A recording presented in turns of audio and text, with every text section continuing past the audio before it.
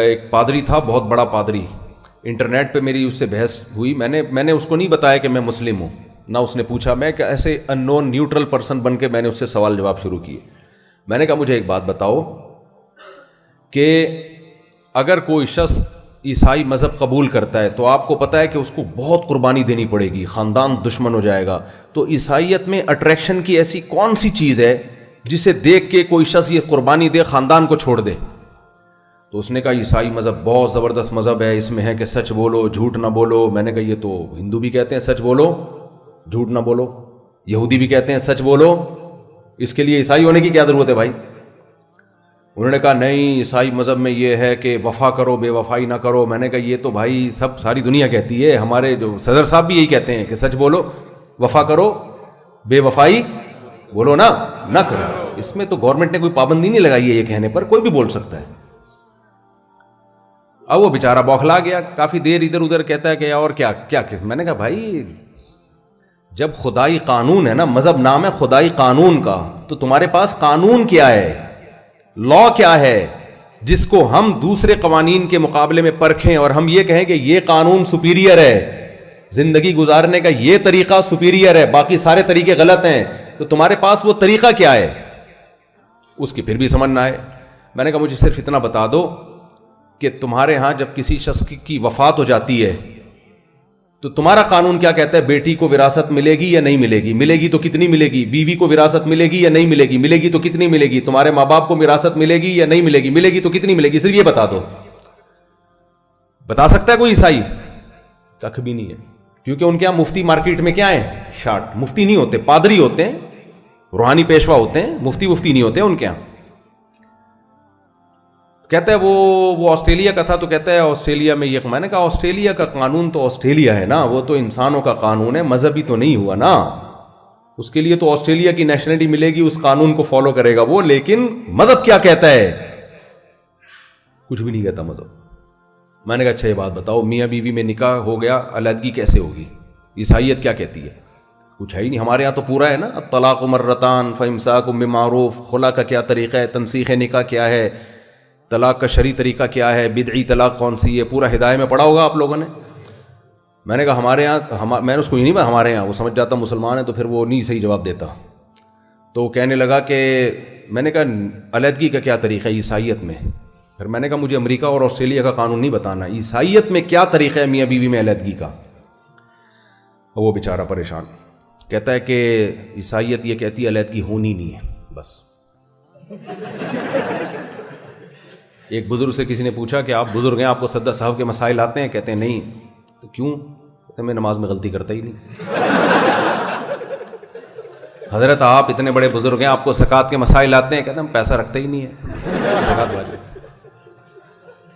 آپ کو بیوی کے حقوق پتہ ہیں؟ کہہ رہے ہیں شادی نہیں کرنی ہم نے، تو کیا کرنا ہے وہ. تو ایک طریقہ تو یہ ہے، لیکن کب تک چلے گا بھائی یہ؟ کیا خیال ہے؟ ایسا ہو گیا نہانا غسل کا طریقہ آتا ہے، ہم میلے ہی نہیں ہوتے، میلے ہی نہیں ہوتے، تو کب تک چلے گا بھائی یہ؟ تو وہ اس کا بھی یہی جواب کا طریقہ تھا کہ عیسائیت میں یہ ہے کہ محبت سے رہو، علیحدگی ہو ہی نہیں.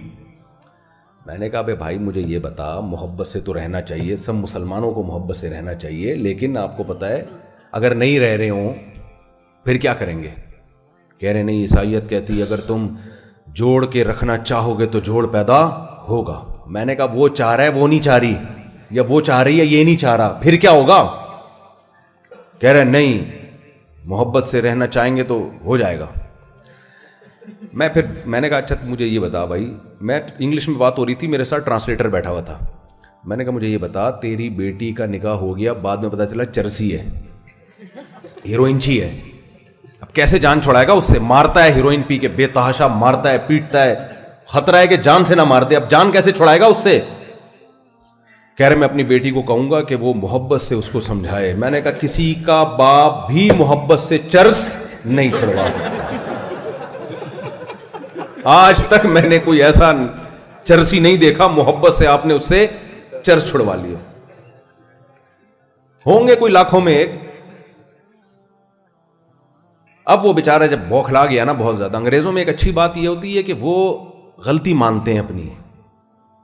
ایک میں نے ان میں یہ چیز دیکھی، بحث برائے بحث نہیں کرتے، آخر میں آ گیا نا تو میں نے کہا یار دیکھو جس مذہب میں تعلیمات ہی نہیں ہیں تو اس مذہب کے بارے میں یہ فیصلہ کرنا کہ اس کی تعلیمات درست ہیں یا غلط ہیں یہ تو بات کی چیز ہے نا.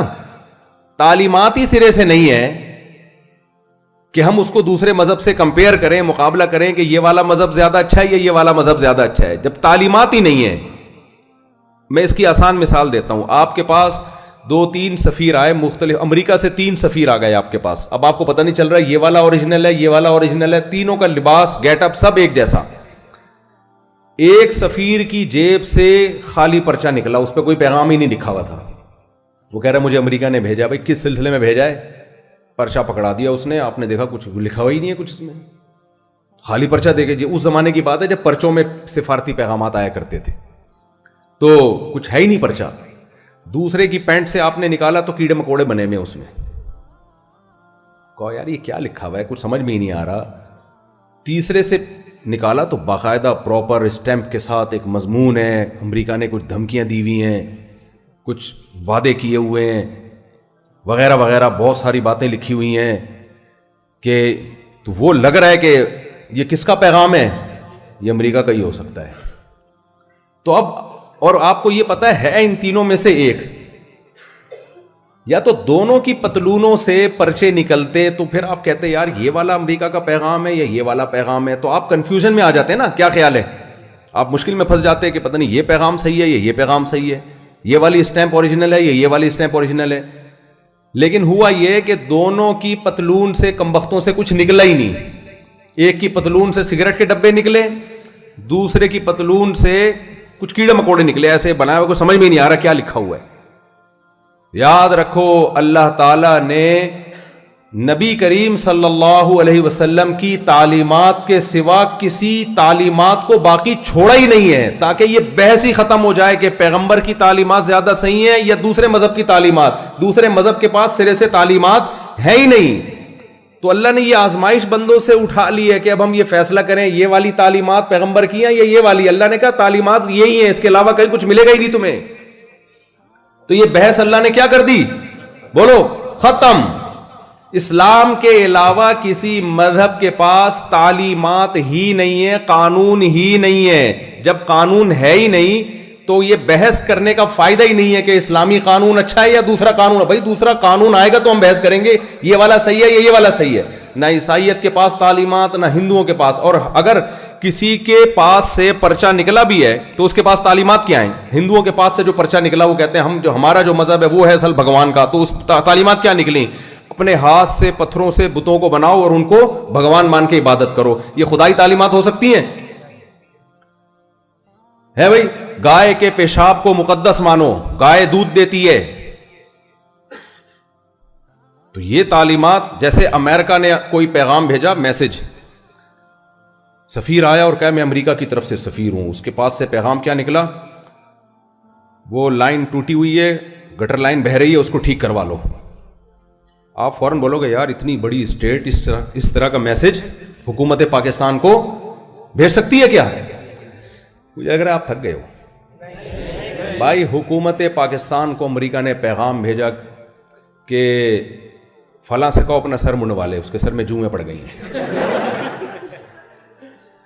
اور مدرسہ حسنین کا بجلی کا بل ادا نہیں ہوا ہے، ان کے محتمین سے کہو کہ ٹائم پہ بجلی کا بل پے کر دیں. تو پیغام کا جو مضمون ہے اسے دیکھ کے لگ جائے گا کہ یہ امریکہ جیسی گورنمنٹ کا پیغام ہو ہی نہیں سکتا. تو کچھ مذہب ایسے ہیں